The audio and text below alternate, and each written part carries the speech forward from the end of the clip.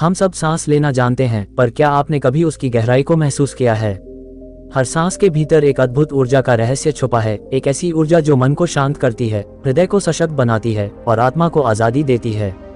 बुद्ध ने इसे आनापानसति यानी सांस की जागरूकता कहा, साधना का प्रथम चरण, जहां मन की शक्ति विकसित होती है और मनुष्य अपने भीतर के भ्रम, भय और असमंजस्य से मुक्त हो पाता है। लेकिन ये सिर्फ शब्द नहीं है, यह एक अनुभव है जिसे समझने के लिए आपको अपने भीतर जाना होगा। बुद्ध का प्रारंभिक जीवन और चिंतन। अशोक के समय से काफी पहले लुम्बिनी के शांत परिवेश में एक शाक्य राजकुमार का जन्म हुआ, सिद्धार्थ गौतम। उन्होंने भौतिक सुख सुविधाओं को अनुभव किया, पर मन के संतोष की गहराई का अनुभव नहीं मिला। वे जानते थे कि सांसें चल रही हैं, पर उनमें कोई आध्यात्मिक शक्ति नहीं दिखाई दे रही थी। यही असंतोष उन्हें सत्य की खोज की ओर ले गया। उन्होंने राजसी जीवन त्याग दिया और जो कुछ भी बाहरी था उसे पीछे छोड़कर वे भीतर की यात्रा पर निकल पड़े। इस यात्रा में उन्होंने कई साधन आजमाए, शारीरिक तप, कठिन साधनाएं, पर मन शांत नहीं हुआ। तब एक दिन उन्होंने ध्यान के उस रूप को अपनाया जो सांस के प्रति पूरी जागरूकता की मांग करता था, हर सांस के प्रवेश और निकास को ध्यान से देखना। पहली सच्ची परीक्षा, सांस के साथ सामना। बुद्ध के ध्यान के आरंभिक दिनों में वे एक नदी के किनारे बसे एक छोटे गांव के पास पहुंचे। वहां के साधु मुनि उन्हें कहने लगे, तुम सांस पर ध्यान कैसे कर सकते हो? ये तो स्वाभाविक है, हम जन्म से सांस लेते हैं। बुद्ध बोले, स्वाभाविक है, पर क्या तुमने कभी उसमें मन लगाकर देखा है? कुछ दिन बाद बुद्ध ने ध्यान शुरू किया।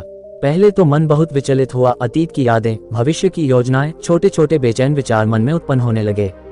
बुद्ध ने धीरज से सांस पर ध्यान रखा, हर सांस में आने वाले विचारों को बिना किसी प्रतिक्रिया के देखा। धीरे धीरे मन की चंचलता कम हुई और एक अद्भुत शांति का अनुभव हुआ। यही वह क्षण था जब बुद्ध ने महसूस किया कि सांस के प्रति जागरूकता ही मन की शक्ति को जन्म देती है, वह शक्ति जो डर, भ्रम और अनिश्चितता से ऊपर उठकर मन को सशक्त बनाती है। मानसिक शक्ति की परिभाषा, सांस के माध्यम से। बुद्ध ने समझा कि मन की असली शक्ति बाहर नहीं बल्कि भीतर है। सांस के साथ ध्यान मानव को ये सीख देता है कि मन सोचता नहीं है क्योंकि वह शक्तिशाली है, बल्कि वह शक्तिशाली है क्योंकि वह सोच से ऊपर उठ सकता है। ध्यान की इस प्रक्रिया में मन सांस का निरीक्षक बन जाता है। विचारों का द्वंद्व समाप्त होता है, मन शांत होता है, भीतर का भ्रम टूटता है और व्यक्ति स्वयं को वास्तविक रूप से अनुभव करने लगता है। ये वही मनोबल है जो बुद्ध ने साधकों को सिखाया, अपने मन को नियंत्रित करना, न कि मन को विचारों से नियंत्रित होने देना। बुद्ध उस गांव में कुछ समय रुक गए जहां साधु मुनि उन्हें पहले ताने दे चुके थे।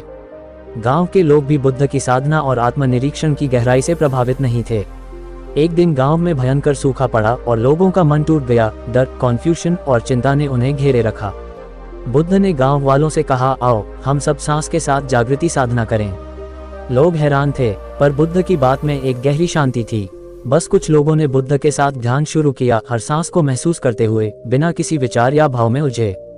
पहले तो लोगों का मन विचलित हुआ, पर धीरे धीरे उनमें एक अद्भुत शांति और आत्मविश्वास आया। सूखे के बावजूद उनका मन स्थिर बना रहा, क्योंकि उन्होंने सीख लिया कि भय और बेचैनी मस्तिष्क में उत्पन्न होते हैं और सांस की जागरूकता उन्हें नियंत्रित कर सकती है। यह आसमानी परिवर्तन नहीं था, यह मन की शक्ति की जागृति थी जिसने उन्हें भीतर से सशक्त बनाया। आज के विज्ञान ने भी मान लिया है कि मन और जन्म मृत्यु के बीच सांस एक पुल की तरह है। जब हम ध्यान में सांस को केंद्र करते हैं, तब मन की लहरें शांत होती हैं, भावनाएं स्थिर हो जाती हैं, विचारों की ऊर्जा नियंत्रित होती है, मानसिक शक्ति बढ़ती है। बुद्ध ने यह नहीं कहा कि सांसों में कोई अलौकिक शक्ति है, बल्कि कहा कि सांस के प्रति जागरूकता ही मन की शक्ति का स्रोत है।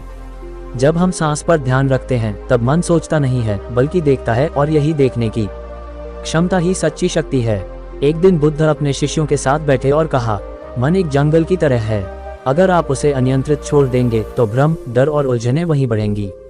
पर अगर आप अपने मन को सांस की जागरूकता की रोशनी में देखते रहेंगे तो वो जंगल एक शांत, गहरा और असीम प्रकाश भूमि बन जाता है।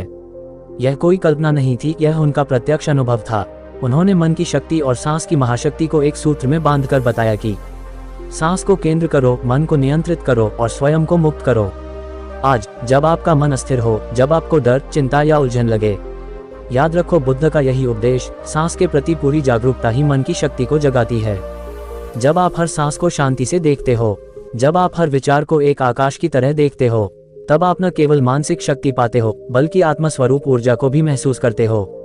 जब बुद्ध ने सांस पर ध्यान करने की प्रक्रिया गहराई से अपनाई, तब ये साधना सिर्फ एक तकनीक नहीं रह गई, बल्कि यह मन की संरचना और चेतना के रहस्य का मार्गदर्शन बन गई। उन्होंने बताया कि आत्मज्ञान केवल शब्दों से नहीं आता, बल्कि अनुभव से आता है, और अनुभव का पहला स्रोत है सांस की सजगता। बुद्ध कहते हैं कि सांस के हर इनहाल और एक्सहाल के साथ मन विकसित होता है। जो पहले चंचल था वह एकाग्र होता जाता है, जो पहले भय में था वह स्थिर होता जाता है, जो पहले भ्रम का शिकार था वह स्पष्टता प्राप्त करता है।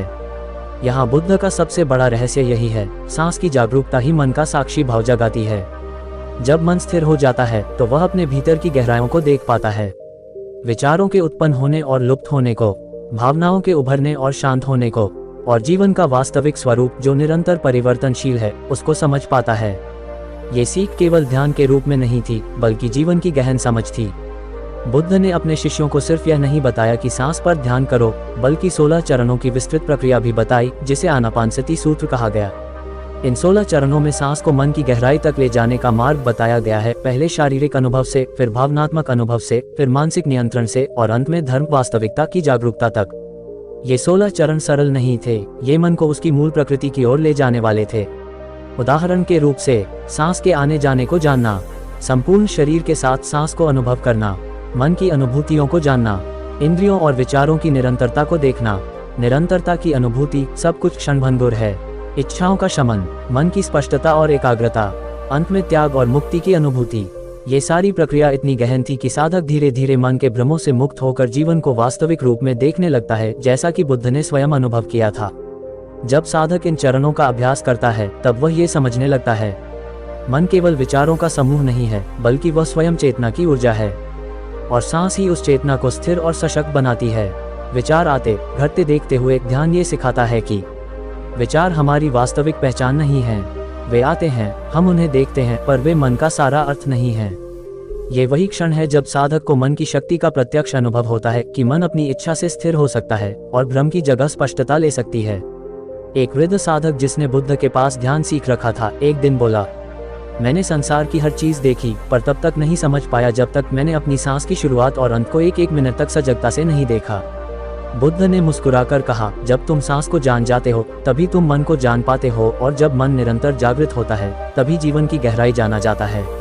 एक बार बुद्ध ने एक उत्सुक शिष्य से पूछा, तुम अपने मन की शक्ति को किससे मापते हो?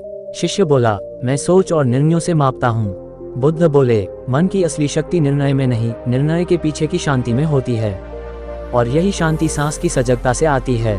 जब शिष्य ध्यान में बैठा और लगातार सांस को देखा तो उसने महसूस किया कि मन पहले विचलित था, फिर स्थिर हुआ, फिर विचार शांत हुए, और अंत में एक स्थायी शांति ने सभी विचारों पर विजय पा ली। यह अनुभव दर्शाता है कि सांस ही मन का मार्गदर्शक है, और जो मन को नियंत्रित करना सीख जाता है वह हर चुनौती को शांत और स्पष्ट सोच के साथ सामना कर सकता है। बुद्ध का अंतिम संदेश यही था कि सांस, मन और जीवन तीनों एक दूसरे से जुड़े हैं। सांस से चेतना जागृत होती है, चेतना मन को स्थिर बनाती है, स्थिर मन जीवन को स्पष्ट रूप में जगाता है। जब आप सांस को सजगता से देखते हो तो न सिर्फ मन शांत होता है बल्कि जीवन की असली समझ जागृत होती है। एक साधक ने पूछा, गुरुजी, क्या मैं अपने जीवन को बदल सकता हूँ? बुद्ध ने कहा, क्या तुम अपनी अगली सांस को पूरा महसूस कर सको? शिष्य बोला, मैं कोशिश करूंगा, और बुद्ध बोले, तब तुम जीवन ही बदल दोगे। जब साधक सांस पर लगातार ध्यान लगाता है तब वह ये भान करने लगता है कि सांस केवल हृदय तक ऑक्सीजन पहुंचाने वाली क्रिया नहीं है बल्कि वह मन और चेतना को एकता में बांधने वाली ऊर्जा है। बुद्ध ने इसी जागरूकता को आत्मज्ञान का मूल आधार बताया, मन का निरंतर जागरण, विचारों का अवलोकन और मौन के भीतर वास्तविकता को समझना। बुद्ध कहते हैं कि सांस को सिर्फ स्वाभाविक क्रिया न समझो बल्कि उसकी प्रत्येक चाल में जागरूक रहो। यही ध्यान तुम्हें दिखाता है कि सांस आती है और सोचें कि मैं सांस ले रहा हूँ, सांस जाती है और समझो मैं विस्तार कर रहा हूँ। यह एक सरल अभ्यास की तरह लगता है पर इसमें मन की शक्ति छिपी होती है, वह शक्ति जो तुम्हें वर्तमान क्षण को अनुभव करने की क्षमता देती है। जब सांस और मन का यह अद्भुत मिलन होता है तब जीवन की सारी भ्रमित धारणाएं शांत होने लगती हैं और जो दृश्य मन के भीतर उभरते हैं वे वास्तविकता की ओर ले जाते हैं। बुद्ध ने सांस की साधना को 16 चरणों में बांटा। ये सिर्फ तकनीक नहीं है बल्कि यह मन के विस्तार, स्थिरता और स्पष्टता की एक गहन यात्रा है। ये 16 चरण 4 समूहों तेत्राट में बांटे गए हैं। पहला समूह, शरीर की जागरूकता, सांस की लंबाई को जाना, शरीर के साथ सांस का अनुभव, सांस को शांत करना, ये शरीर के माध्यम से मन की एकाग्रता को जन्म देता है। दूसरा समूह, अनुभूतियों का अनुभव, आनंद, सुख और अनुभवों के प्रति सजगता, मस्तिष्क में उठने वाले भाव के प्रति जागरूकता, ये समूह मन को स्थिर और खुशहाल बनाता है। तीसरा समूह, मन की चेतना, मन की स्थिति को जानना, संतुलन और संतोष की अनुभूति, मन को स्थिर करना, यह मानसिक संतुलन और स्पष्टता की ओर ले जाता है। चौथा समूह, वास्तविकता की अनुभूति, परिवर्तनशीलता, इम्पर्मनेंस पर ध्यान, इच्छाओं का शमन, छोड़ देना और मुक्ति की अनुभूति। यह अंतिम चरण है जहां मन वास्तविकता को मुक्त दृष्टि से देखता है।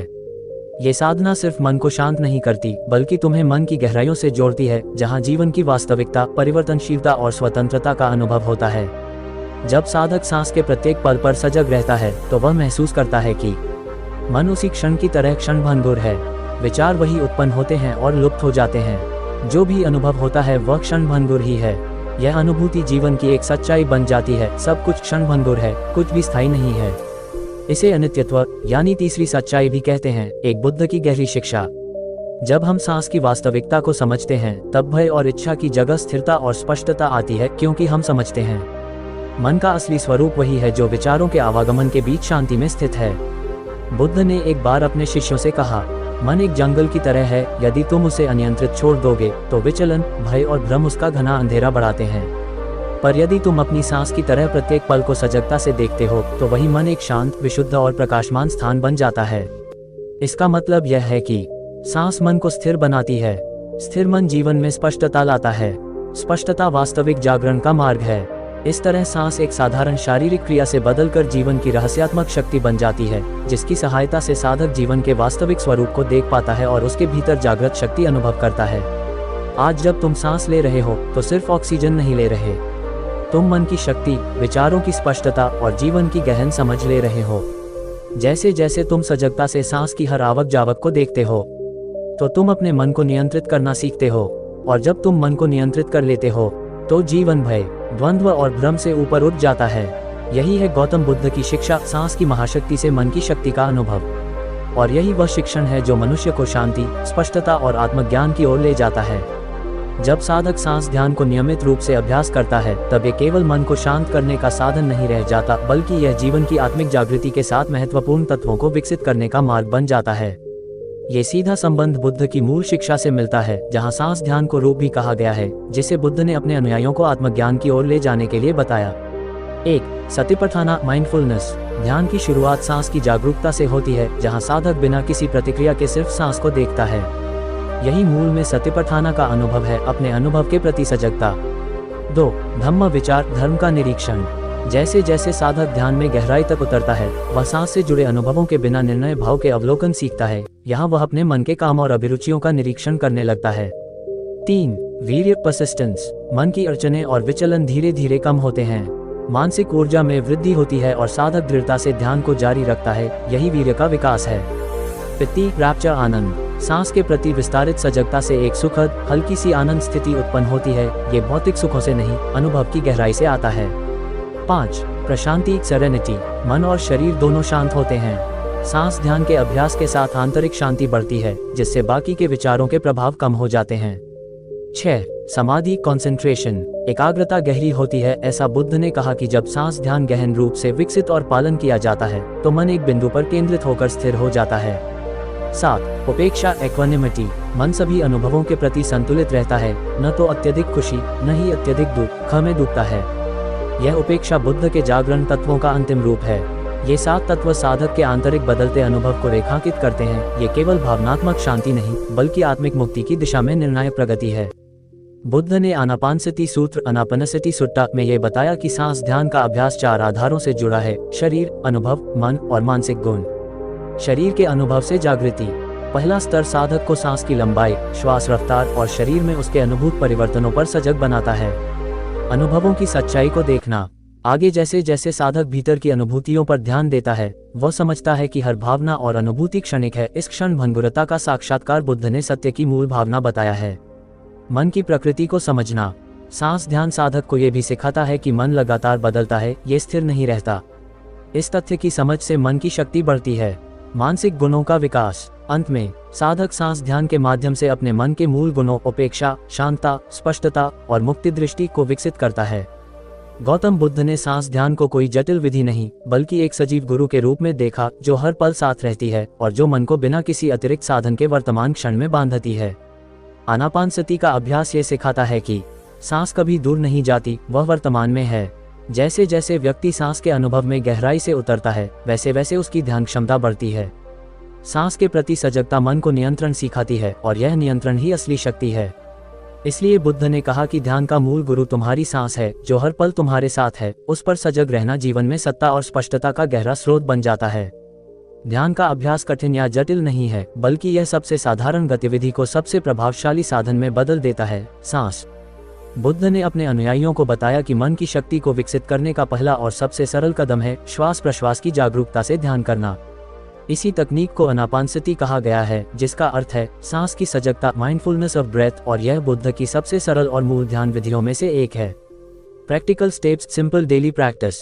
शांति से एक जगह आराम से बैठ जाएं, कुर्सी या जमीन पर। अपनी आंखें बंद कर लें और सामान्य स्वाभाविक श्वास प्रश्वास की दिशा देखें।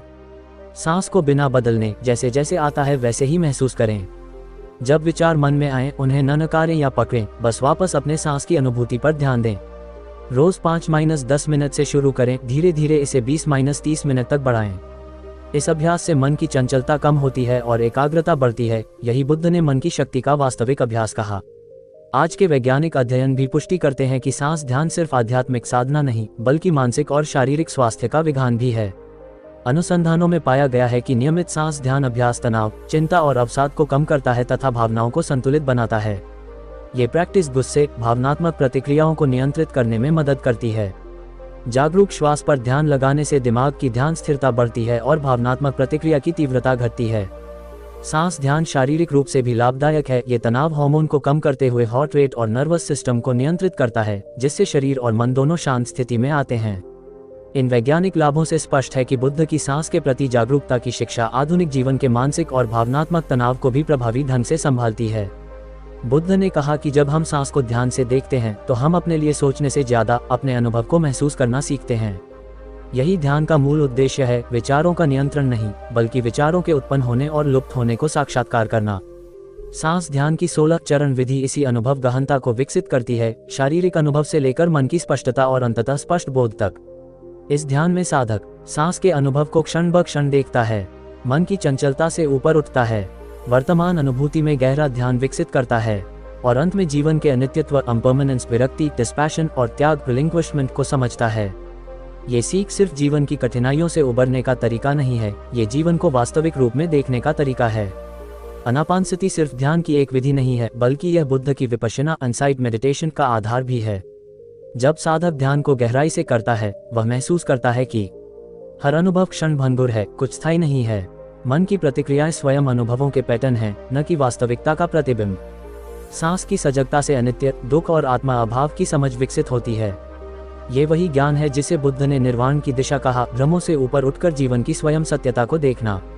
आज जब भी आप आनापानसति अभ्यास करें, बस अपने स्वाभाविक श्वास प्रश्वास को जागरूकता से देखो। अगर विचार आए, चिंता मत करो, बस उन्हें देखते रहो और वापस सांस की अनुभूति पर लौटो। धीरे धीरे तुम्हारा मन स्थिर रहता है, विचारों की तात्कालिकता कम होती है और अंततः आत्मिक स्पष्टता जागृत होती है। ये वह शक्ति है जिसे बुद्ध ने बुद्धि की असली शक्ति कहा, सांस की जागरूकता।